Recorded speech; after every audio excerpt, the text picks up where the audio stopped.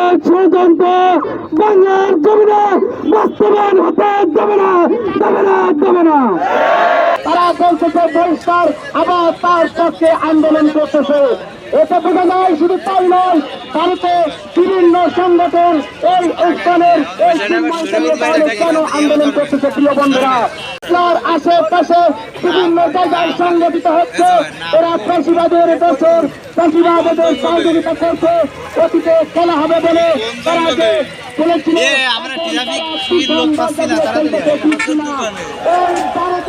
আমরা দেখেছি ভারতে বসে বিভিন্ন ভাবে তারা যে বিভিন্ন অভিনয় করছে, বিভিন্ন সময় যে ষড়যন্ত্র করছে এবং যে কোনো সময় তারা বলছে চট করে আমরা চলে আসতে পারি। সুতরাং আউযু বিল্লাহি মিনাশ শাইতানির রাজিম, বিসমিল্লাহির রহমানির রহিম। সংগ্রামী কাটাখালীবাসী, সংগ্রামী ফকিরহাটবাসী, আসসালামু আলাইকুম ওয়া রাহমাতুল্লাহি ওয়া বারাকাতুহু। সংগ্রামী তৌহিদি জনতা, আপনারা জানেন বর্তমানে ইসকনের কর্মকাণ্ড হচ্ছে মুসলমানদের ধ্বংস করার জন্য এক ষড়যন্ত্র। বর্তমানে ইসকনের এই ষড়যন্ত্র, এই কর্মকাণ্ড হচ্ছে বাংলাদেশকে একটি ব্যর্থ রাষ্ট্র হিসেবে পরিণত করার ষড়যন্ত্র।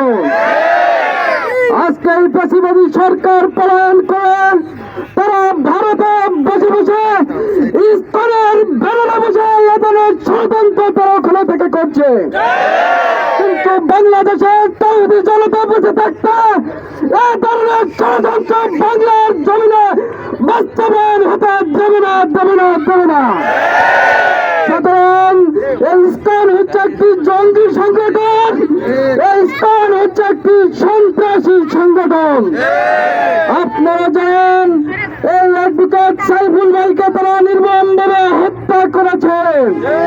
আজকে আমরা কাটাখালী চত্বর থেকে বলতে চাই, অ্যাডভোকেট সাইফুল আলমের হত্যাকারীদের অতি সত্বর গ্রেফতার করে আইনের আওতায় এনে ফাঁসির কাস্তে ঝুলাতে হবে। সংগ্রামী তৌহিদি জনতা, আপনারা জানেন ফাঁসিবাদকে উৎখাত করার জন্য, এদেশের শান্তি এবং শৃঙ্খলা বজায় রাখার জন্য আপনারা দেখেছেন, আপনারা জানেন আবু সাইদ যেমন বুলেটের সামনে বুক ফুটে দিয়ে জীবন বিলিয়ে দিয়েছে। ইসকনের সকল কার্যক্রম বন্ধ করার জন্য ফাঁসিবাদী